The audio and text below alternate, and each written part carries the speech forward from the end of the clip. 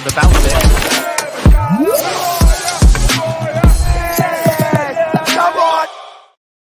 Yes, people, what's happening? Welcome back to the channel and welcome to another live stream and a big match preview for Man United versus Chelsea at Old Trafford tomorrow afternoon.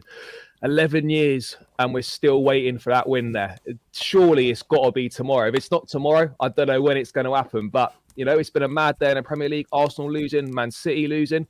Chelsea could go third with a win, which would be mad. And it would be a statement win for us, given our record at Old Trafford. But then, having said that, United could only be 3 points behind us if they get another win. So, yeah, there's a lot at stake. Delighted to be joined by Flawless for this one to talk all things again. Man United start to the season. Bro, thanks for coming along. Greatly appreciate it. For once, it seems to be a bit more crazy at Old Trafford than it is at Stamford Bridge. Bro, what's been going on? Big up for having me. Appreciated. You know what I'm saying? First and foremost, let me start there. Secondly, typical of Manchester United. It's been crazy for years now. Keeping up at Carrington, you know what I'm saying? Just pick a season and pick an episode. So yeah, it's all been going off at Manchester United for the better. Finally, some movements in the positive direction with Ten Hag being sacked. So yeah, that's the main thing. And obviously, Ruud van Nistelrooy had his first interim game in charge, and we beat Leicester in the League Cup, and now on to the Chelsea game as well. Yeah, bro, it's been mad. I mean, you look at INEOS coming in. I remember a lot of United fans were gassed for INEOS coming. I'll give INEOS the keys, all this and that. And then, I mean, they've made the decision now. But for me personally, looking from the outside in, I feel like they've kind of wasted a lot of time and wasted a lot of money. You know, they kept Ten Hag in the summer when they didn't believe in him. They then signed a load of players that he wanted, potentially wasted a load of money, and then have now got rid of him partway through the season to then technically start again. I mean, what are you saying about INEOS? Do you think they made a big mistake? Like, I'm glad you said it from the outside looking in, so I know I'm not going crazy, because I was one of the very few who was critical of INEOS from the jump. I didn't want INEOS in the first place. When they did the deal, I wasn't happy about it in regards to you want what's best for Manchester United Football Club, yet you're willing to do a deal with the people who have the Manchester United in the state it's in. INEOS and Jim Ratcliffe will tell you how bad Manchester United are in regards to how far we are away on the pitch and off the pitch. The Glazers are key to that, yet they did a deal with that. Then them coming in February, then this whole assessment period of Ten Hag. What is there to assess? Like, that's the thing. What was there to assess? Look at the performance. Even before you got to own the club, were you not watching the games? Were you not watching the performances? Were you not watching the results? Right, these men having meetings like every week. What are you having a meeting about? Like, I don't understand what the meeting is. It's like we had our worst ever Premier League finish, finishing 8th with a minus goal difference. Worst Champions League campaign in British history. And then you man all unanimously agreed to get rid of him eventually. Cool, I have no issues with that. Then interviewed Thomas Tuchel, which I didn't want Thomas Tuchel anyway, but that's neither here nor there. That deal then falls through, and then you have no other option. And then your option is to stick with the guy who you've all unanimously agreed to get rid of. You then gave him more talent, spent more money, brought in people upstairs, director of football, technical director, etc., bring in 2 actual managers alongside him, and then it goes bad, and then you wait until this last week to sack him. Shouldn't have even been in the job in the first place. You had ample opportunities to sack him. You had a golden opportunity to sack him in the summer, and you had a platinum opportunity to sack him after the Aston Villa game. So with INEOS, even though they've now got it right, and I'm over the moon about Ten Hag being sacked, and I'm over the moon about Amorim going to be the new manager, we've just wasted part of the season. Wasted 9 games. Yeah, bro, I hear you on that. I mean, just on Ten Hag briefly, why do you think it was just last season was poor? I don't know how you're feeling going into the season, but maybe you're thinking it could maybe get a little bit better. But I cut you off right there. It was never going to get any better, as I told everyone. I said it's going to be terrible. I said, strap in Manchester United fans. All this new season optimism is just Newcastle. Gone, innit? We kept the same manager. Yes, I think we actually had a good window, but we didn't do enough to overcome the deficiencies of this manager. And you've seen it with the performances. He left us in 14th. Yeah, that's mental. Man United 14th after 9 games. Like 14th. That's mad. Like 8th was bad. 14th is mental. But I mean, you touched on the window. I actually think he made some all right signings. We haven't seen Euro yet. Obviously, I think he could be a top talent. Zirkzee, it's not really happening yet. Agate's early days. You've made a couple of others. Where are you standing on the summer signings? I mean, I know it's only 9 games in, but Who are you happy with the business? Who's standing out at the moment? Yeah, that's what I say about INEOS. As much as I was critical, that's the one thing they did well: the transfer window, the incomings, the prices we paid for players, and the speed they was done expeditiously. We did our deals, so I didn't really have too many complaints about our signings like that. Even though I was 50-50 on a couple, happy to be wrong. I was unsure on Maserati. He's been the best out of the lot in terms of signings. The lit has been good, minus the Porto game. He's been a solid signing. Zirkzee, it's not happened for yet, but I think we will see a better Zirkzee in a better system. Euro, like you mentioned, hasn't played. I think Agate I've watched before, and he has his uses. And the reason why Agate was receiving the criticism is because Agate should never be the midfielder on the ball. He should never be the midfielder who has the most touches and is playing the most passes. That's not his game. And our outgoings as well. Most money we've ever made in a transfer window. I thought our outgoings was phenomenal. We did good business. I got rid of there's plenty of more dead wood to get rid of. However, we did a good deal. We did good deals, sorry. So yeah, in regards to the transfer window, I liked our business and what we did. Yeah, bro, I think it was all right, because you're so used to seeing Man United, and I know we've done it at times as well, just pay well over the odds for players that just simply aren't worth the money and aren't good enough. And then one thing United have not been that good at is selling players. Like for us, we're great at selling players. We always get good prices. Always phenomenal. I don't know what it is. We make mad money by selling players. But you guys have struggled with that. So to get a lot of players off the books is a good thing. In the summer, trim the squad size down, but. Amorim's in now. I mean, he's not starting until after international break. Absolutely. Firstly, you happy with that? What are you expecting to see with him? Because he traditionally plays a back three. I wouldn't imagine he'll change it. Do you think you've got the right squad to employ that system? Yeah, because people have said that about Amorim.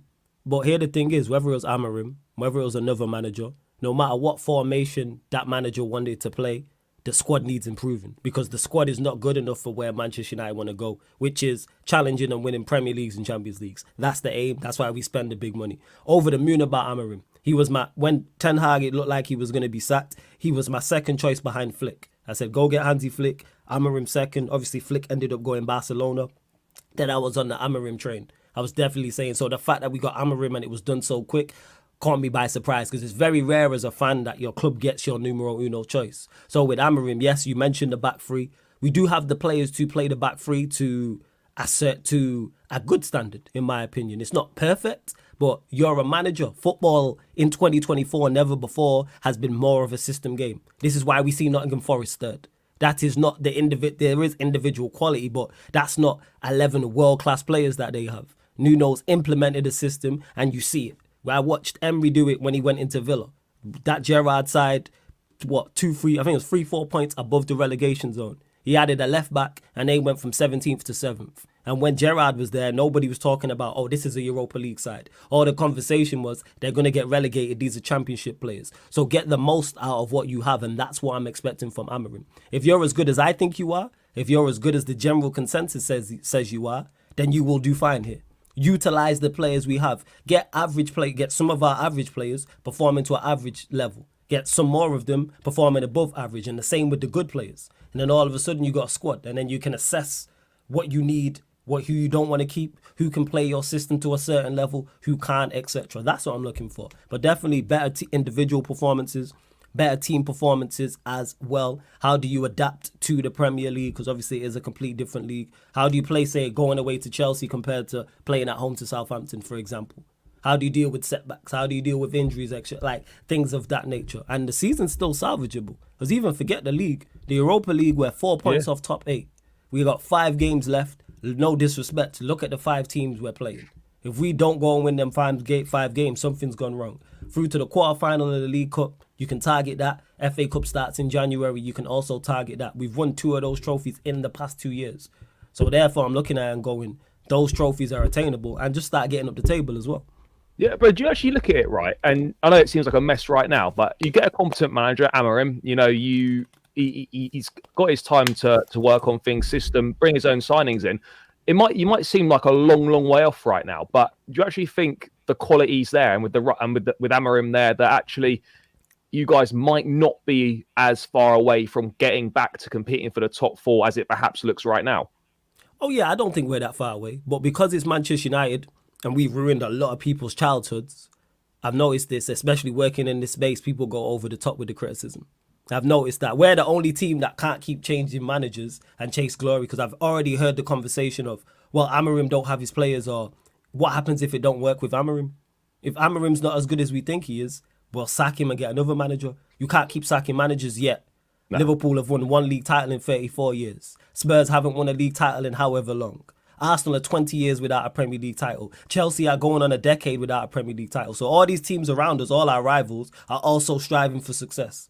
But when it comes to Manchester United, we can't do what we're supposed to do. Or you can't keep... Yes, you can. From Sir Matt Busby to Sir Alex Ferguson, in that period, we sacked managers. So why are we going to stop now? So yeah, I don't think we're that far away. Because here's another thing. Finishing top 4, I don't think you have to be great. I genuinely don't think you have to. United had all the things I mentioned, how bad Ten Hag was last season, how woeful we were as a team. We were 9 points off top 4. We lost 14 Premier League games. Mate, we were in the end, right? Everyone said how poor we were under Poch. Bro, we were 3 or 4 points off top 4. 4 points. As bad as Poch was, you lot mid-table last season. So it's like you don't even have to be great to finish top 4. It's like you mentioned, competent. And you might even need, like, even 5th place could be enough this season, depending on how the teams do. So I agree. Like, you don't have to be an amazing team. And as much as it's nice to see United not doing well, the reality is they're actually not like as far away as what it looks. You know, you get the narrative that Chelsea have had a good start to the season. They absolutely have. But United have been absolutely dreadful. Like, it's all doom and gloom. But as I said at the top, like, if you beat us tomorrow, which is not out of the question given our record there, you're 3 points behind us. And suddenly that narrative of Chelsea having a great start to the season, that very much changes, because then United have been terrible. Or suddenly, like, well, hang on a second, they're only 3 points behind Chelsea. So actually, how bad have they really been? Or has everyone been sort of over-egging our start to the season? I don't really know, but it's mad how narratives form so quick, but they can also change so quickly as well. Yeah, they form so quick because of social media. That's what that is. Like, results, because too many people don't think medium term or long term. It's all results based analysis. So you win 2 matches, the team is great, you don't need to sign anyone, the manager's great, you're gonna win it all. You draw or lose a game you're not supposed to, it's terrible, blow it all up, everybody needs to be sold, the manager needs to be sacked, get rid of the hierarchy. And that's because of social media. People will watch a game for 90 minutes then instantly be on socials giving their thoughts, or instantly on your platform or my platform or any platform in the content creator space giving detailed analysis from an emotional standpoint. The game's just finished. How are you giving that detailed of analysis and the game, the final whistle is just blown? You're in your feelings because your team's just lost or drew, or a refereeing decision's gone against you, or your players have missed loads of chances, and then you're giving long form. Not talking about the actual game that happened and assessing that. You're talking more long for, this is an issue. Like, don't get misunderstood. If we beat you lot, I won't be here, or I won't be on my platform next week talking about Manchester United are back. We're going to definitely finish in the top 4. That's foolish. Take it game by game basis. That's what you have to look at. So yeah, with it, it's like people do too much of that results-based analysis. Yeah, no, bro, I hear it. Let's talk a few players. Bro, I hate to bring it up. What's going on with Mason Mount? That famous number 7 shirt, £60 million chilling in our bank account. The guy's never fit. What's going on? Is he fit for this game? What's he's happening? Injured. He's injured still. And that was not even the signing. That was the rumor that made me look at Ten Hag funny. As soon as that happened, I believe I was on stream that day, and the day that happened, major red flag with Ten Hag. Because he was dead set on getting him as well. He was desperate for him. He wanted him. I was like, why are we signing Mason? And I remember having debates about it, and I kept saying to people, what does he excel at? He doesn't excel defensively. He doesn't excel offensively. He's a cardio guy. He runs around. That's what it is. He doesn't excel at anything. He literally stamina, man. Like, that is all he does. And I didn't understand why our manager wanted, because he doesn't fit where we're at. I said, even if you rate him, we don't have the profiles to get the best out of him. Him and Bruno are very much similar. Pretty much the same player. Whoever you think's better, whole different conversation. So we had Casemiro, Bruno, Mount's going to play. Bro, I remember seeing that midfield, right? And I think it was one of your first away games, Tottenham away last season, where you had Bruno, Mount and Casemiro. Bro, I watched 5 minutes, was like, that's never going to work as a trio. Never going to work. It's just never going to work, because you've got 2 number 10s, basically. They both want to play as 8/10s, and you just leave Casemiro on his own. We ain't got the legs to cover the space. That was never going to work. So I agree with you. Question Ten Hag, you look at that and you think, what was the plan for this guy? Was he a Bruno backup, or because he's not going to play in a pivot? And I feel like on him, terrible guy. Under Amorim, right? Do you reckon there's a space for him? Because if he plays as pivot, like it's going to be a Garte and Casemiro or Garte Mainu in the rotation, and he's not going to play. He's not going to play in the front three. So like, I think you just got to write it off. Do you think he could be gone in the summer? 100%. I don't see a space for him because one thing, if you notice, you'll talk to plenty of Manchester United fans, or you'll see it on socials where people do, like predicted lineups or favored lineups. Notice how Mount don't get mentioned. People ain't mentioned him. I've seen so many breakdowns of how Amorim can use certain players in the squad. Nobody mentions Mason Mount. Bear in mind, you just mentioned 10s. He plays 2 10s behind the striker, so that's 2 positions he could play, not 1 10, 2. Nobody mentions him. United just have to call it as a write-off. Eriksen's doing more than him. Well, Eriksen a better player. And I said this the summer we signed him. I said Eriksen does everything he does much better. And Eriksen's actually played well this season. And normally when he plays to a good standard because he's just a good footballer. Like, he's just a solid professional, does what needs to be done. So with that, it's like, I think you just have to write it off like some of these other players. I hope I'm wrong and he can get a tune out of him, but I don't think he can. And plus, he never stays fit. It's never fit anyway. But it's mad though, because like with us, he was fit all the time. Like the last season, he was with us. He had injury problems and he didn't play an awful lot. But generally speaking, he was fit all the time. He was playing every week for us. He was playing for England all the time. And now, I don't know if it's a burnout. He's played too much too young. I don't know what's going on. But yeah, bro, he's just like, he looks like he's like just not even a footballer anymore. He's done. And you know what? That's cool. Just take all the time you need, Mount. You're not needed. Take all the time you need. I'm not even trying to... I don't worry about him coming back. Sometimes you just got to take them signings on the chin and just, you know what, we wasted money, we got it wrong. I mean, Anthony, another one. Do you think his career at United's done? He's finished? People have mentioned wing back. He's done at United. I don't see him playing as a wing back. People are saying left wing back. People have mentioned left wing back where he has the attributes for it, but no, I don't think he can play left wing back, and I don't think he can play in one of the 10s. He's another one I think you just have to write off. You have to write, and where INEOS are not lucky, but where they're fortunate, they're not their signings. So we're not holding them against him. You didn't make these signings. So even though it's a write-off for the club, it's not a mark against you. We're not looking like, oh, you got this one terribly wrong. That's where Manchester United need to go. Well, maybe I'm wrong and he can get a tune out of a Mount and Anthony or others. Do I personally see it? No. I think they're both done at the football club. Yeah, no, I would tend to agree with you, mate. And you think about it, I can't say much because we've wasted so much money on players over the years. But look at like Ten Hag, not Ten Hag. You look at Anthony and Mount, right? Bro, that's about 150 million quid. Could be a bit. Could be a bit more on 2 players that have given absolutely nothing to the football club, and probably. I mean, Mount's well over 200 grand a week. I don't know what Anthony's on, but those guys are just. I don't want to say they're stealing a living, but it's just taking up space. They're just taking up space, and that's where Manchester United just need to cut their losses. Go in the summer and cut their losses, whether it's permanent transfer, whether it's a loan. Cut your losses and just keep it stepping, because there are 2 spots in the squad that can be utilised for Amorim from the 2025-26 season. Yeah, no, for sure. I mean, bro, talk to me about Van Nistelrooy. Obviously, he's going to be in charge on Sunday. He oversaw a win against Leicester. Convincing win. One I expected you lads to win, regardless of whether Ten Hag was still there or not. Was there anything different? It's pretty. It was miles different. What was different from what you've been seeing before? Just the morale, you could see it. I know, like, Saeed tweeted it out, but I know other people who were at the stadium as well. The place was rocking before the game. He said it. Saeed literally tweeted and said it was like a Champions League game. It's the middle of the week.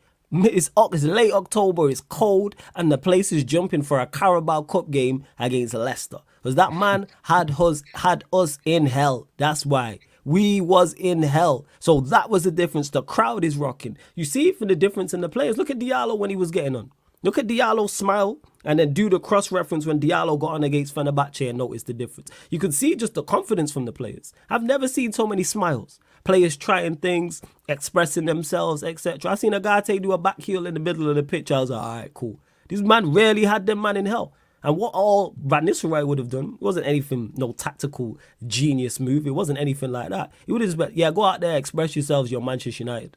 That's what he would have told them players. And do this, and you've seen it. Because the intent was there. We scored 5, but the intent was there to get 10. We was trying to score more goals. We didn't stop, and you seen that, and that's what I expected, and that's what I thought would happen, and I seen that, and that's what I expect against you lot as well. Is us to go and compete and throw bodies forward, players expressing themselves, etc. And the place to be rocking, because Chelsea coming to OT. It's a big game, and it's the first big game in the Premier League. Well, big opponent, I should say, in the Premier League under Van Nistelrooy. So that's what it is. It's like we've all played. For those that have played Mario Kart, I keep using this analogy. It's like when you have the cloud over you. When you're on Mario Kart and your character goes small, you know what I'm talking about. Yeah, I know the one. You know exactly what I'm talking about. That's what it was like with Ten cloud, Hag. yeah. The lightning cloud, and it makes you go small, and then you can't drive fast. Ten Hag's the remove of the cloud. It's not no weapon. We ain't got no weapons or anything. We just back to normal. So yeah, that's how it is. So happy he's gone. It feels like a massive, like just a massive relief. Even the players. I mean, obviously, I don't know what's going on inside Old Trafford, whatnot. But it's clear that the players weren't feeling it. They were miserable. Everybody was miserable. I was miserable. They were just waiting for that moment. I felt like I just got out of jail. That's what it feels like. I feel like I did 25 years in jail and I got out early release and didn't know about it. I'm free. People have told me when I'm streaming all week, I've never seen you smile so much. I was so happy. It wasn't a result. It wasn't a signing. Like him being sacked. I'm still over the moon now. Still over the moon now. Yeah. No, bro, I hear you, mate. We were in a similar place under Potter when he went. And I remember going to Lampard's first game back in charge, Wolves away, right? Everyone was we were shit, right? Everyone was so happy before the game. We lost. We were absolutely shocking under him. But because it was Frank on the touchline, we were like, oh, this is all right now. So it is, because you're free. That's what it is. I've been saying free Independence Week to Manchester United fans. Free Independence Week for true. Yeah, no, it's crazy, isn't it? But like you just get a lift as well. Like as you say, Van Nistelrooy probably hasn't done anything like drastically different. He's had hardly any training sessions like since he obviously took over. But this is not a guy that's not in it. There's not experienced. Like he has been a manager. He's been at PSV. Yeah, he's managed at PSV. He has managed before. He knows United inside out. He could get that interim bounce, and it is always a worry. I mean. Yeah. You look at this game, your record against us is ridiculous. I mean, it's been all sorts of different teams. There's been some very, very good ones that we've come up against, and there's been some shocking teams we've come up against. But the one constant remains: we cannot win at Old Trafford. Yeah, 11 years. Whatever happens, 11 years. Mate, one matter was the last time we won, right? And he's played for you boys. Probably scored more recently for United than he has for Chelsea. Like it's mad. I mean, what are your thoughts on Chelsea first, Ray? What have you made of us? Because in the summer, a lot of. I mean, I'll be honest. Maresca weren't anywhere near my shortlist. I don't think he was on any Chelsea fan shortlist of managers coming in. He's come in. I was a little bit sort of pessimistic about it. I was thinking, I don't really know about this. He's one of them. Pep disciples. Chelsea looking to find their Xabi Alonso or their Arteta or whatever. Yeah. I'm a bit unsure about this guy. It's a big gamble. I'll be honest, mate. He's massively impressed me. He's come in. He's honest. He says it how it is. He's happy. He gets rid of the players he don't want. He works with the ones that he wants to. He's implemented a style of play which weren't there under Poch. There's clear identity forming at the moment. He's tactically clued in, and we've had some very good results. Yes, we've lost to City and Liverpool. Which was disappointing, but we actually played all right in both of those games. We've got a lot of firepower moving forwards. Defensively, we're still a little bit iffy. But, I mean, mate, what have you made of Chelsea? Are you surprised at kind of how well we've started? No, I'm not, I'm not surprised. Just from before Maresca, just your squad alone, the business you did, I said, look at their attack, look at their midfield. Even if Maresca, let's say Maresca is terrible, on accident, Chelsea are going to create and score goals just because of the individuals they have. Now, if Maresca is average or much better than the general consensus, they'll be okay. And you mentioned the City game. I watched the City game. And even though you lost the game, Maresca impressed me. I was like, I could clearly see what he was trying to do. It's just that he came up against a better manager who had better quality. But you didn't lose that game mainly because of the manager. And I had you lot fourth in my prediction from before a ball was kicked, and I still have you fourth. If you're a Chelsea fan, I think you should be extremely optimistic about the season coming up because the players are there. Yes, your defense is iffy. Your defense is shaky, but all teams have issues. But midfield, I think you've got right. I think in Lavia and Caicedo, you got two of the best midfielders in the league. It's just a question if Lavia can stay fit. Big fan of Caicedo from his Brighton days. And going forward as well, even though I think you need a better number 9, you have enough going forward where you are going to create and score goals. And in Cole Palmer, you got one of the best attackers in the league. You got one of them him attackers. I think Cole Palmer is top quality. So then you add that with Neto and Sancho and Jackson, etc. It's like, okay, you got something. James is back. Gusto as well. Cucurella's playing well. So you can see where Chelsea need to improve. And that's what I want from Amorim, where you can see what Maresca's implementing from the start. Now you know where the quality lacks. You know, everyone can see you don't need a goalkeeper. You need a centre-back. You need a centre-forward, in my opinion. But that's a good start. That means Maresca's managing and doing his job. So, yeah, if you're a Chelsea fan, I've been impressed with you lot so far. Yeah, no, bro, I'm happy with what I'm seeing. I think a lot of players are stepping up. And the big thing for me is players are actually improving. I mean, not everyone, but a lot of players are improving. Jackson is so much better than he was compared to the end of last season. Palmer is still doing his thing. Madueke is improving. Even someone like Mudryk, for example, he's not playing all the time, but he is making improvements. You know, you look at Caicedo, who's looking phenomenal. He's looking like a player that we signed from Brighton. Notice how now no one's mentioning how much money he cost. Facts. You know, that's what you should people up. Absolutely. Yeah, no one's mentioning how much money he's cost. James is back. Yep, Sanchez is a big problem. I mean, bro, talk to me. Enzo Fernandez, what are your thoughts on him? Because obviously he divides opinion. He's clearly a talented player. I like him. I think he's got great quality. I think his problem is that off the ball he's not great. He's not that athletic. He's not got that physicality. And the balance of the team is actually better when he doesn't play. I'm not saying that Lavia is a better player than him, but Lavia suits the team better. And Maresca is one of them guys that will always put the team first. And I think it takes balls as a rookie manager, really, coming into a club like Chelsea, and you're just prepared to put a £100 million investment on the bench and say, yeah, this guy is actually not good enough at the moment to be in the team. I mean, where do you stand on Enzo Fernandez? What are your thoughts on him? You mentioned it there, the lack of athleticism. If you're the Premier League, we know is one of arguably the most athletic league in Europe out of the top leagues. If you're not athletic playing in central midfield, then your other attributes have to be outstanding. If you're not physically gifted like that, then either your technical attributes have to be, and he's not good enough. He's not Modric level in terms of his technical ability to get away with his lack of athleticism. He don't do enough. That's the problem. Now, do I think he's a terrible player? No. Do I think if he goes to Serie A or La Liga, does he perform well? Yes. Right. I think the Premier League is just not suited for him. And you've just got better players in that role. Caicedo and Lavia is a better duo than Caicedo Enzo or Lavia Enzo. They just complement each other more. And again, it's the lack of athleticism. You can't. You're like me out there. You're a cone in transition. People just gonna run off you and run around you, and you can't. Like I said, if you are that way in regards to off the ball, then you're on the ball. You have to be spectacular, and he doesn't have the passing range and the ability on the ball to where you go, okay, we'll sacrifice that. Especially when you have a Lavia and Caicedo. I think, like you mentioned, Anthony and Mount. I think you lot just got to cut your losses. That's what it is. I think you just got to cut your losses with him. It's going to be interesting. Like. Yeah, it depends how this season goes. Right now, he's not in the team. He'll play. He's not going to play, but he's obviously he's not starting in the Premier League right now. That's not going to be the case all season. There's going to be rotation. He will play, but yeah, I agree. I think lack of athleticism is an issue. It doesn't mean that you can't be a Premier League player. It just means in that midfield, though, if we get caught in transition or he's up the pitch and he's got to run back, he hasn't got the athleticism to get back, which can be a problem. Puts a lot more pressure on Caicedo. Puts a lot more pressure on a lot of other players. And then for me, I look at him and it's mad because you look how good he is for Argentina, and then you look at what he does for Chelsea. He's not been terrible for Chelsea, by the way, but his performances have definitely not lived up. To deceive. Yeah, he's flattered to deceive. Yeah.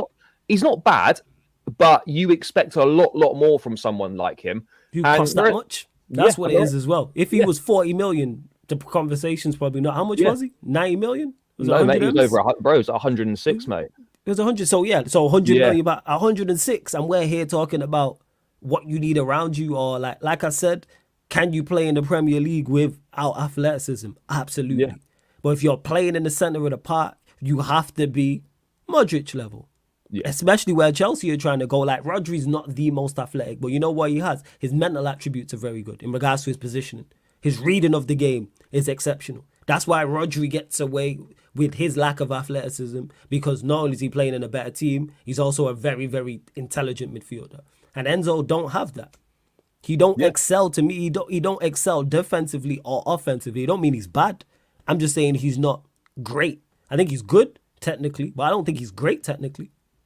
Yeah, no, bro, I agree with you. I was having this conversation the other day, right? I don't know if maybe because we were so desperate for a midfielder at the time, I think potentially we might have rushed into signing him because we had to do that deal in that January because in the summer, if there was Real Madrid on the table as well, we wouldn't have got him. You just have to accept that if Real Madrid want a player, it doesn't matter what club you are, your chances are you're not getting him. I think potentially we might have slightly panicked on buying him, or in the quickness that we bought him, and not really thought about how he might fit in the team. When he first come in the first 6 months under Graham Potter, he was our best player. He was playing as a 6. Now he was good, right? But I think it's also a combination of everyone else was so bad that this guy just come in doing sort of the basics, and it looks unbelievable because he's been starved of so much quality football the entire season. Last season, he wasn't great. Pop just trying him as a 10. The tactics in the midfield were poor. He subsequently transpired that he was playing most of the season with a hernia issue. But this season, he's had good games. But I'm with you. When he plays, he's not bringing the team that much. And when you're a £100 million player, if you're playing and you're not offering much to the team, it's a big problem. Like you need to offer more. It's not that you're playing badly, you're just not doing enough. And other players are playing. And that's what I like about Maresca is, regardless of your price tag or your name or what you've done in your career, if you're not right for the team, if you're not playing well, he will just play someone else because other managers won't actually have the backbone to do that, and they'll just keep playing players to try and get them into form. But yeah, he'll be on the bench. It'll be Lavia and Caicedo. I mean, bro, how are you seeing that midfield battle? It's likely to be Lavia, Caicedo, probably up against what, Casemiro and Agate? I presume it will be Casemiro and Agate, and even though I think Caicedo and Lavia is the better pivot, those two are good enough in there to compete. Yeah, I only seen it against Leicester because I didn't really like the sound of it on paper. But it actually worked against Leicester.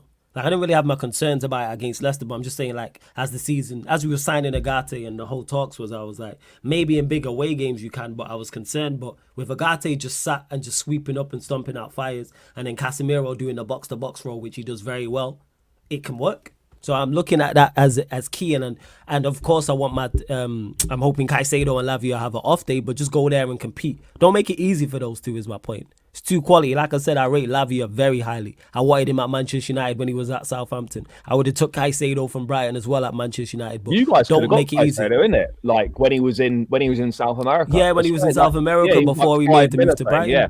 And we didn't get him, typical of Manchester United. And I wanted Lavia when he was at Southampton. Yes, he seems to have his injury problems, but if Chelsea can sort that out, I think they've got one very, very good player on their hands. And bear in mind, he's only 21. So he still has many years to get back. And he plays beyond his years. So what I'm looking from Casemiro and Agate in that pivot, go and compete. That's all I ask. This is where we're at. It's like, don't let Chelsea, even if we lose the game, Chelsea don't come to OT and just roll us over. It's like, let's say, you know what, we were good. They were just at their very best. Chelsea were 10 out of 10 today, 10 out of 10 that day, and they're better than us. That, even though I'm disappointed, that's more acceptable than what's been happening pretty much all this season and last season where, no, I say this, nobody's been at their best beating us. Every team we've lost to, nobody's been at their greatest. Literally, there's not one way I can say, oh, they've been. And people don't misunderstand that. Don't get that misunderstood when I say that. The team still deserve to win. But what I'm saying is they weren't 10 out of 10. They weren't 9 out of 10. Some of them were 8. Some teams were beating us at 6 out of 10. That's unacceptable. Yeah, bro, you're absolutely spot on. Like, you never like losing. But if your team turns up, competes, give their best, but they weren't... there's a way to lose if you lose to someone who's better than you. You hold your hands up. Like we mentioned, you and City. You lot competed in that game. City were just better. Like, all right, we're disappointed, but we lost to the team who's just four-peated. Yeah. And the best manager, and arguably the best manager in Europe. Like, the best team in Europe, so... I mean, if you can see like clear improvements and like, you know, you've competed and you've given it your best and you fall up short, that's okay. You can accept that and you can move on. But what's unacceptable, and we've had it in the past, you guys have definitely had it, where teams come to your ground or you go to places and teams don't even have to leave like second gear. They're just chilling, and you know you're not just roll over. That's unacceptable. That's where the line's got to be drawn. But bro, you touched on Casemiro, right? I just wanted to talk about him. last season he was getting battered left, right, and centre. He played a lot. He had to fill in at centre back at times. Got exposed, especially that 4-0 defeat away at Palace was a particularly bad day for him. A lot's been made of signing him, giving him a 5-year contract at his age. He's been a phenomenal footballer. He still is a very good player. What's the feeling around United in regards to Casemiro? Because there was a lot of talks of him leaving in the summer. Saudi were interested, but it never really happened. Where are you standing with him? What are you saying about him? With me, it was daft. He's still a very good footballer. Now, last season, granted, was he good? No. And I hold players accountable first and foremost. So he was not at it last season. Despite the lack of quality around him, despite the foolish man in the dugout, despite the system, you can still perform better because you're Casemiro. So I was critical of him last season. However, this season, he's played well. What it was, he had one bad game against Liverpool where he was woeful. Will not defend that. Carragher said what he said, and all of a sudden, Casemiro needs to retire. There's more midfielders. Casemiro's better than in the Premier League than are better than him. He can still perform to a certain level. And what's crazy is, after the Liverpool game, he didn't play a couple games. It's 10 hard for you. And then when he's got back in the side, he's played fine. Got on against 10-man Spurs was fine. Played away against Fenerbahce was fine. Played away against Porto and was fine. Played away against Villa and was fine. Played away against Palace and was fine. Some of our better performances. Played in the home game against Leicester and was fine. And everyone's quiet. That's how you know when he's performing well. All the Casemiro, this, that, and the third. Like, systems don't matter. Systems reign supreme. There's very few players in Europe right now, in the Premier League right now, who will perform to a high level without the system. Now, some are anomalies. There's certain players who you can put in any team, but they are few and far between. There's very few mavericks left in the game. This is why you see top quality players at clubs, then you'll see them go perform for their country and they don't perform well, or vice versa. See with City players, I can't De Bruyne perform like that. Rodri being the exception, but a De Bruyne, a Foden, a Haaland, even though he's playing for Norway, he performs and the quality is not the same. You're having so little impact. So, yeah, with Casemiro, he's fine. And I thought talks of getting rid of him was foolish. I defended him even when he was being criticised, and now we're just seeing his level. And he's still a very good player who can play in the Premier League. So that's where I'm at with Casemiro. No, bro, I hear you. I mean, he's still got years on his contract. Would you keep him beyond this season, or do you think this is his last season? It's on. You know what? It's on Ruben Amorim. What does Amorim want to do? That's where I'm at. Because I can have my opinions as a supporter, which is cool. I'd personally keep him, but maybe he doesn't fit what Amorim's trying to do. Maybe there's certain things another player can come in, even though if he's not of the level of Casemiro overall, he can perform the role better. So it's on Amorim. Whoever Amorim wants to get rid of, whoever he wants to keep to implement your system, cool. Because I don't want to hear any excuses about, I couldn't get rid of this player, or I couldn't get this player, etc., etc. So I would like him to stay, yeah, but maybe Amorim's like, no, Casemiro's not for me. But I don't see why, because I think he can do a job in any system. But that's the interesting part about it with Amorim on his way in. No, I think you've got options there. Though. Look at Kobe Mainoo, look at Ugarte, Casemiro. Maybe you might want one more midfield signing in there, so you can have definitely. like you might need definitely. One more. But I think Casemiro can definitely be part of a squad rotation, to be part of like 4 central midfield options under Amorim. I think it would make sense to keep those kind of experienced players around the place, no doubt about it. I mean, let's move on to number 9s. Start with Chelsea. Nicholas Jackson, someone that come in 32 million quid last summer. Didn't really know much about him. If he hadn't failed a medical, he'd be playing for Bournemouth right now. We wouldn't really be having this conversation, which is kind of mad. He scored 14. He scored 14 league goals in his first season, which is pretty good going for someone who haven't actually had many seasons under his belt in his pro career. Took a lot of criticism last season, missed a lot of chances. I was critical of him for missing chances, but actually 14 goals in your first season, leading the line at Chelsea, which I don't think was the plan to begin with. I think it's a pretty good return. This season, he's come back and he looks like a different player. His finishing certainly seems to have improved so far. He's got 6 goals, 3 assists in 9 games.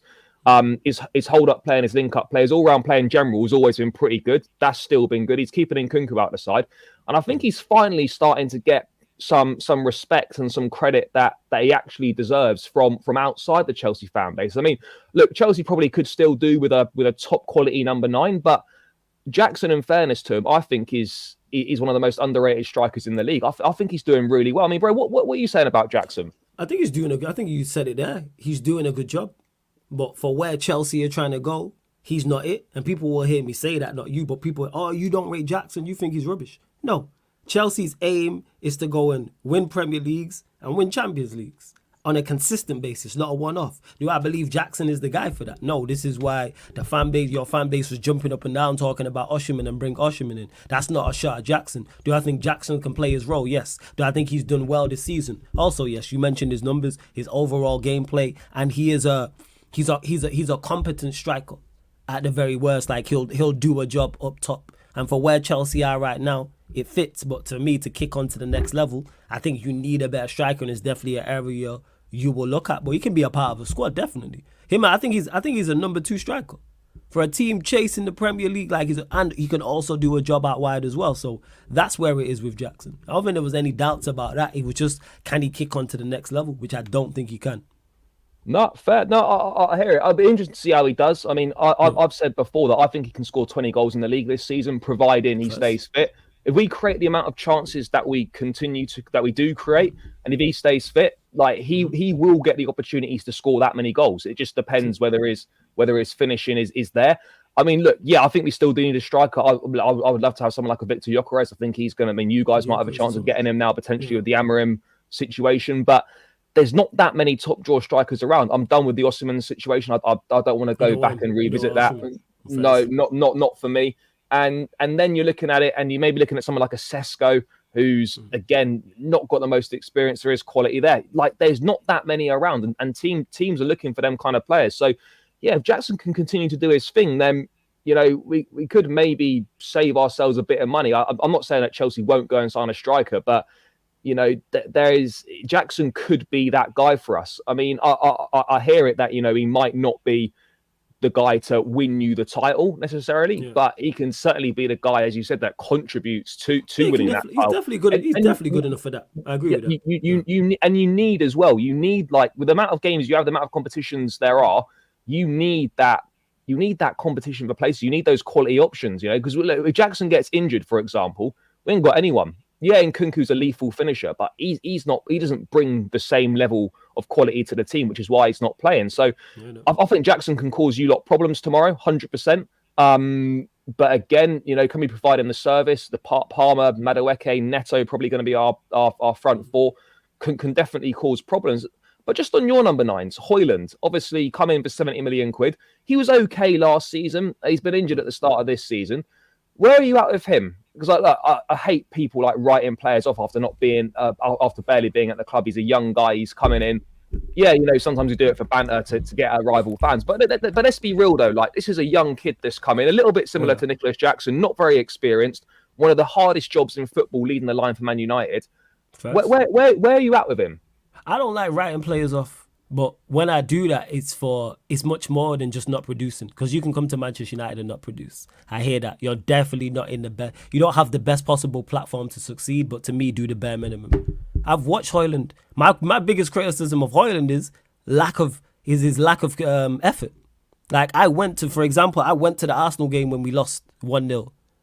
Hojlund, I watched him not make runs. That's unforgivable. I'd rather you be offside 25 times in the match making runs, but you're offside, because at least the effort's there. Like you mentioned there, Jackson will cause us problems. And for the deficiencies in his quality, one thing Jackson will always do is make runs. He's going to spin off the 2 centre-backs. He's going to run the channels. He's going to drop short. He's going to link up the play. Effort. I've watched Hojlund make no runs whatsoever. You're quick, 6 foot plus. That is unacceptable.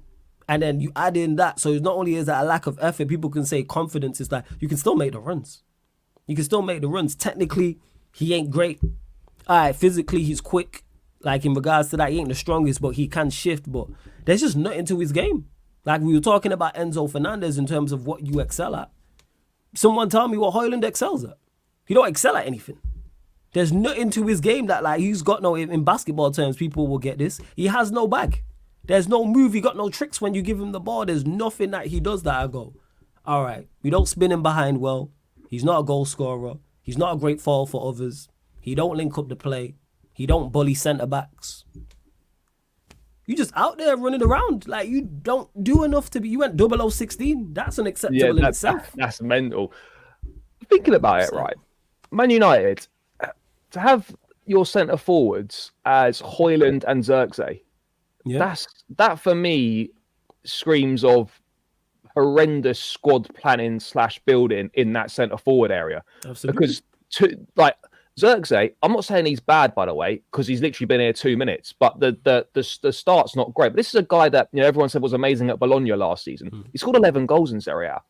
And he's not even he barely plays for the Netherlands. I know he's getting a few caps here and there now, but he's not a first choice or a mainstay in the squad. I'm looking at Man United. You look at the strikers they've had down the years. Remember he had like Tevez, Rooney, Berbatov, and now you're looking at it and you're like, we've got Hojlund and Zirkzee as Man United number 9 options. What's going on? You mentioned it there, just bad transfer. It's bad transfers. It's bad squad planning. Because I like Zirkzee. Like when I spoke about Hojlund and what he excels at, with Zirkzee, at least I can tell you what he excels at in regards to his link-up play is very good. He's not a 9.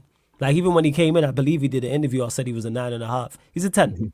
Yeah, he's a false 9. He's a 10. And with Amorim's system, I think he could play that one of those 10s because he's technically very, very good. Unless he just changes his game, I don't think he's ever going to be prolific. I don't think, as he scored, I think might have been 9 goals, 10 goals, 11 goals, whatever it was in Syria. So his record tells you he's not prolific. However, he can be a good foil for others, I believe, as well. And I believe there's room for him to get better. But should he be leading the line for Manchester United? No.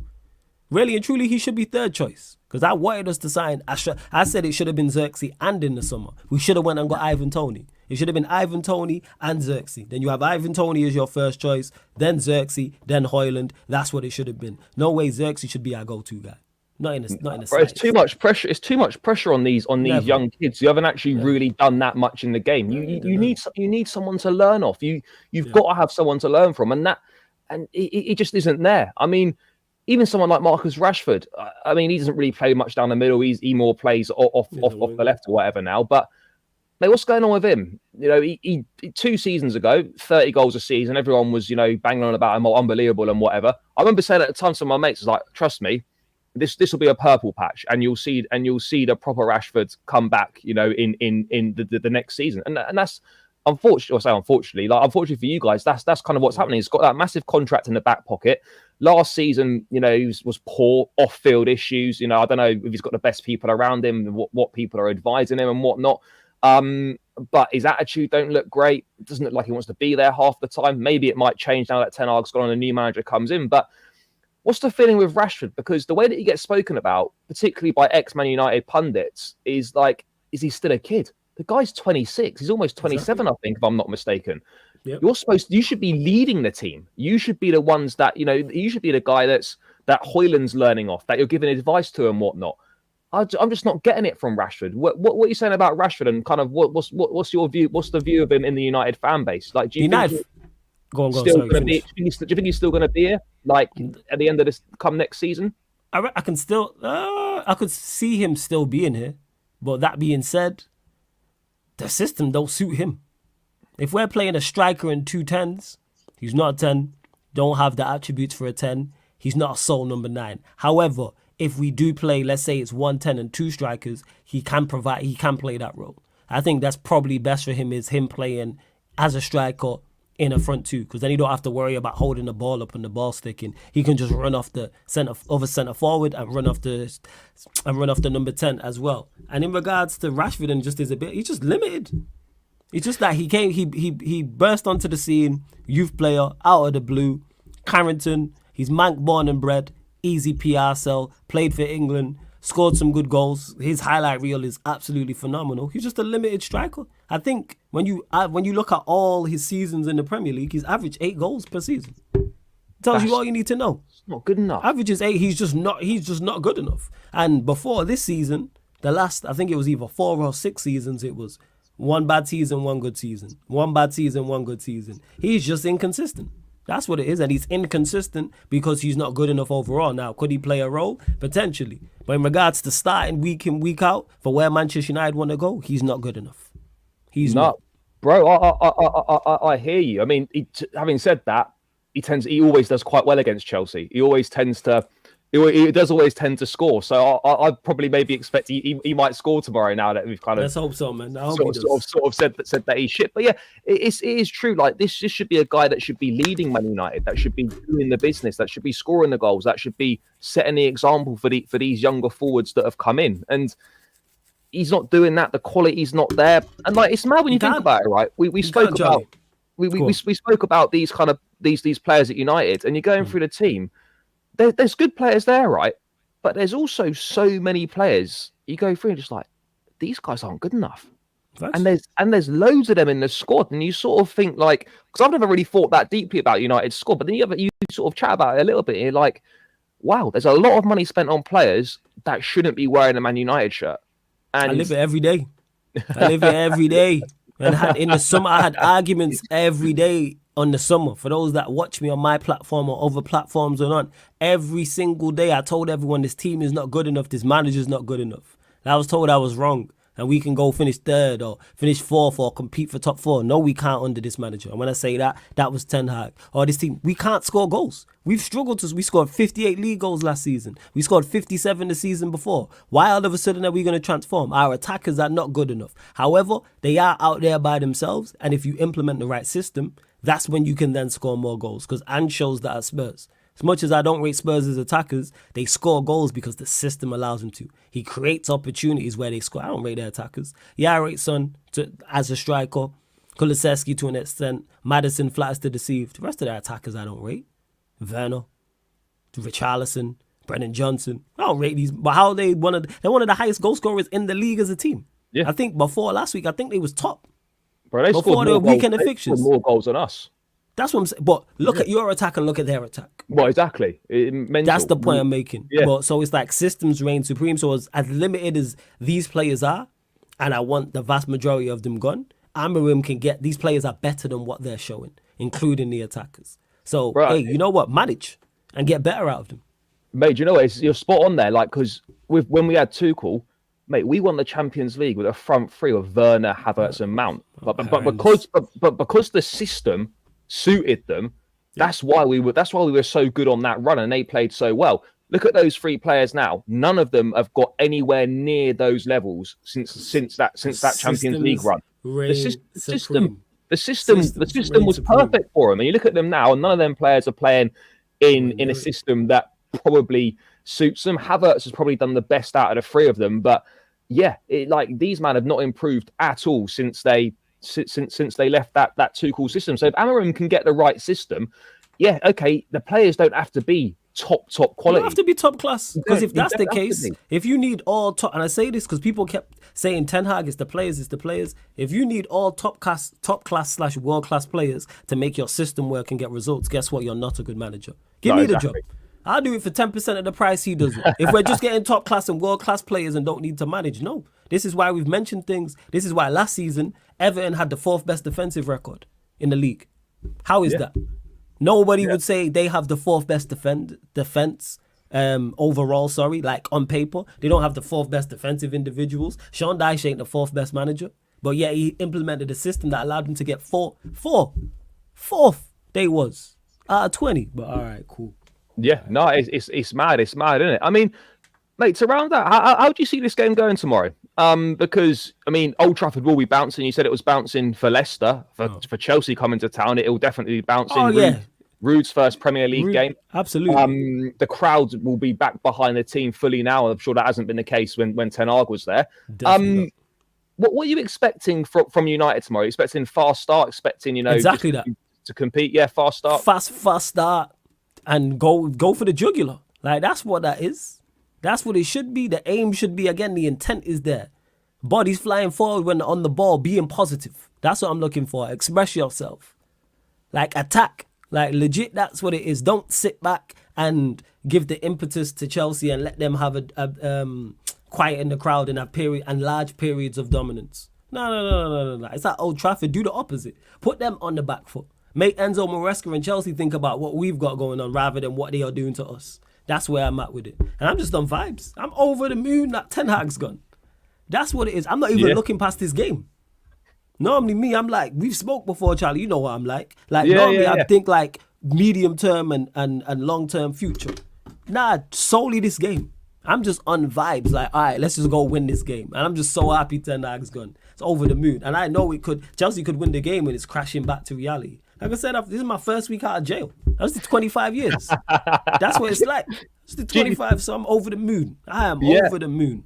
No, bro, I hear it. You know, I've been saying before that, like, United could literally legit have no points, right, and be bottom, and we could have won every game and be top, and I'd still be worried about going to Old Trafford because of the record. I don't know what it is, like the record. Yeah, I don't know. Like, I know it's not going to last forever, and I know a lot of these players haven't been here for many years of that record. Maresca's not been part of that record, so it's like they're not going to have that sort of burden on them.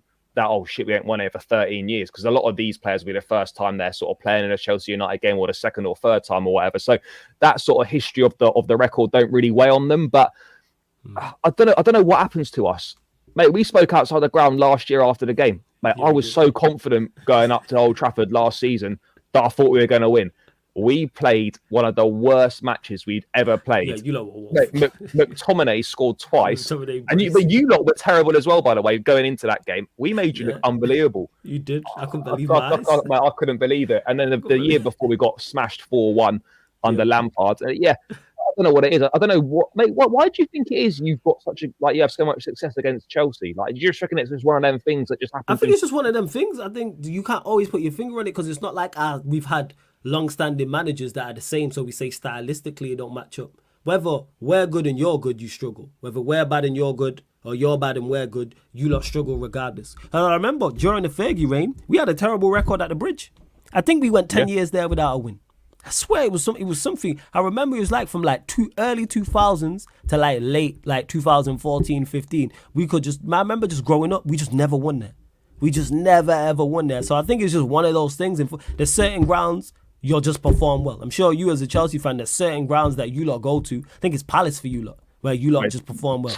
Tottenham as well. We always win at Tottenham. Always be. So you lot always beat Tottenham. Same with us. There's just certain teams. I think like for us it's Villa. I think Villa have beat us 3 times in like the past 15 years or something like that. You done a double over them last season. Yeah, we did. Look at that. Home and away. We did the double over Villa. Like, we finished in 4th. So I think it's just one of them things. And yes, it won't last forever. I need to beat you lot though, because of where we're at, and just for this high to continue. Ten Hag sacked, Amorim in. My channel hit 13k the day that Ten Hag got sacked. Oh, it was beautiful. Mate, it's all adding up, isn't it? It's all adding up. It was beautiful. I'm telling you. I don't think I can do another trip to Old Trafford and walk out having lost again. You'll be all right, man. You're an ultimate professional, man. You'll be all right, Charlie, man. We'll be all right. I mean, to be fair, like, it'll be a bad week though. Went up to Newcastle Wednesday night and we got dumped out the cup and we were shit. And then if we go Old Trafford on Sunday and like we lose again, it's like, oh no. To be fair, at least we'll win on Thursday night because we're playing some team from Armenia at Stamford Bridge. So that'll be a little boost. There is one win coming. Somewhere down the line. Mate. Just briefly, if Chelsea do win, we go 3rd. I don't want to talk about title, but people inevitably will say it. I don't believe it, but the league looks pretty close at the moment. You know, it's pretty up and down. We've had a mad day today with Arsenal and Man City both losing, Liverpool being run very close by Brighton. It's pretty close at the top of the table. Forest right now sitting in 3rd place, which is mental. If Chelsea win and go 3rd, do you think that changes anything personally for you? No, it don't change anything. You lot are a top 4 side. Yeah. 3rd at best. Look at your team. That's what I always say. People need to call it with title chat. I remember when it happened with us. Who was it under? Yeah, it was under Ten Hag in his 3rd season, and it was January. And we was like 2 points off.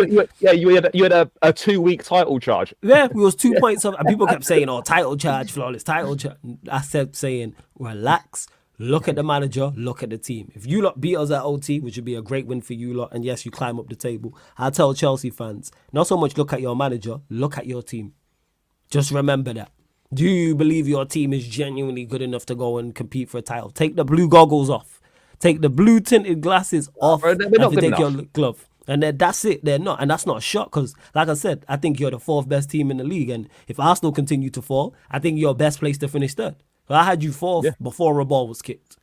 So I said that because of the team that you have. And Maresca's been better than I expected him to be already. So Yeah, I think just be happy where you lot are at. Look at the Conference League. Obviously out of the League Cup, but look at the Conference League and the FA Cup. That's what I would do if I was a Chelsea fan. I'd Yeah, be looking no, at mate. those two competitions. I said at the start, top 4 in a Conference League. I think would be a good season. I think it's attainable. Yeah, fair. That's still very much there. And look, even I don't want to say third place is there, but you just never know. But things can change so quickly. Like as I said, we're talking about maybe Chelsea being third, could also lose, and you're 3 points behind us, and we're then very close to the bottom half of the table. So it's all kind of mad things. Just last thing, bro. I want to get your thoughts on what's the expectations for United now this season? You've got a few games. You've got a couple more games with Ruud in charge. You've got Chelsea. I think you've got a Europa League game, and then you're playing. I don't know who you're playing next weekend, but you've got sort of 2 or 3 more games with Ruud, and then Amorim will come in after. Amorim will come in after the break. What are the expectations now for this season? Are they still the same as what they were at the start of the season, or has your expectations changed? Nah, my expectations have changed because we now got a manager I genuinely believe in. So like I keep stating, if he's as good as I think he is and as good as the general consensus is, we should see significant improvement. That doesn't mean title charge or top 4, but that means individual players playing better, the team overall being better, us competing. I'm looking at the Europa League. We should definitely go and compete for that. If we don't win the Europa League, I will be disappointed. Now, obviously, things change. Like, let's say a Lyon or Frankfurt, I'll just use those two, or Athletic Club are flying in their league, and we come up against them and they beat us in the final, or they beat us over 2 legs, because stylistically we don't match up. That's much different than going out to a Fenerbahce or a Porto or a Bodo Glimt, for example. So Europa League, definitely. We're 4 points off the top 8. Look at the 5 games we have. I'm looking for us to win those 5 games. If we can't beat Bodo Glimt and Victoria P and PAOK and Rangers, be in there. Something's gone wrong. Like, blow it all up, rip up Amorim's contract and get rid of all the players if that's the case. If we can't beat those 5. League Cup, we're already through to the quarterfinals. Spurs is not the best draw, but it's not the worst draw. So we should get past Spurs. If we're worth our salt, then you're into a semi-final, depending on who you get 2-legged, and then you're 3 wins away from a League Cup, obviously, which we won a couple of seasons ago. FA Cup, we won as well. So, won in the past 2 seasons as well. So that's draw dependent too. So I'm looking at the 3 cup competitions. I'm looking for us to at least pick up 1, preferably the Europa League, and obviously rise up the table. We get top 6. I think top 6 is attainable. Top 6. Let me change that. Trophy and top 6, because I don't really like champion league positions. I champion trophies over that, and performances and improvement. No, bro. I think that could be realistic. Depending on the impact that Amorim has. But yeah, no, for sure. I think that's got to be realistic. You're 14th now, but as you said, the table's so tight anyway. Considering how bad your start's been, you're still not actually that far away from sort of the top 7, top 8 spaces. So everyone's guilty of it, but it's never quite as bad as what everyone makes out. It's not great, but it's never as bad as what people say. Mate, last thing, score prediction. What we saying? You back in Ruud, back in United, back in Ruud, man. Ruud's boys to do something. Yeah, man, back in Ruud van Nistelrooy, of course, man. One of the legends of the club, man. 3-1 Manchester United, and that's vibes. Don't ask me for no logic or goal scorers. Yeah, just feel fair. Just vibes. Just vibes. Yeah, no, mate, I hear it. I'd love to sit here and say we're going to win. I'm just going to say it anyway, because if it doesn't happen now, I don't know when it's going to happen. I think we'll win 2-1. It'll be close though. I think you boys will give us a decent game. It will be close, but I just think we've got enough quality in the areas that matter. But my big concern is that Robert Sanchez is just going to make a mistake and he's just going to cost us the game, or he's going to make some defensive individual mistakes. Because actually, defensively, people say we've been bad defensively. It's our weakest part. But if you look at a lot of the goals we've conceded, so many of them games, individual mistakes have cost us goals. It's not like we've conceded like teams have ripped us apart or put good moves together. That's happened on a few occasions. A lot of it is poor defending on an individual standpoint. So if we can cut that out and be on top of our game, I fancy us to end the streak of 11 years with no win. 11 years. I hope it's don't end the streak, man. I hope United win.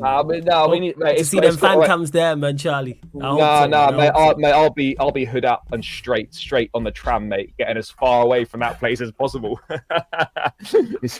I'll be gone. But yeah, bro. Thank you so much for coming on. Greatly appreciate your time as always. Love for having me. Let the people know where you're at and what you're doing if they don't know. Yeah, people, first and foremost, big up for having me. Let me add that beforehand. Secondly, so much appreciated for that. Secondly, at Sarcasm City TV on YouTube, at Sarcasm City. Well, Sarcasm City TV on YouTube, Sarcasm City TV on Playback, live every day, talking Manchester United, talking the other big six clubs. On the Playback, it's not just Premier League teams. You get La Liga watch-alongs over there, plenty of NBA content if you're an NBA fan, NFL, UFC, Formula One, the list goes on. Many sports over here, man, at Sarcasm City TV. So yeah, make sure subscribe to the YouTube, Sarcasm City TV, and follow the Playback, please. Yeah, guys, make sure you do that. Loads of great content over there. The channel is tagged in the title. All you've got to do is click on it, click the subscribe button, show Flora some love. He's doing some great stuff, so make sure you check it out, people. Guys, smash the likes. I haven't even mentioned it tonight. Don't know how many we're on, but run that up on the way out. Let's try and get this to 100 likes. I mean, I don't know how many likes we're on, but let's run it to 100 if we're not already there. People, thanks for tuning in as always. I'll be back tomorrow after the game. Not really sure what's going to happen, but I'll be back tomorrow after the game in some form, either celebrating or commiserations, and it'll be don't know what will be going on, but yeah, we'll see what happens. But guys, thanks for tuning in. Stay tuned for the post-match content tomorrow. Make sure you're running the likes up. Make sure you subscribe to the channel if you're new around here. And yeah, the big one tomorrow, and we're out of here. Big up.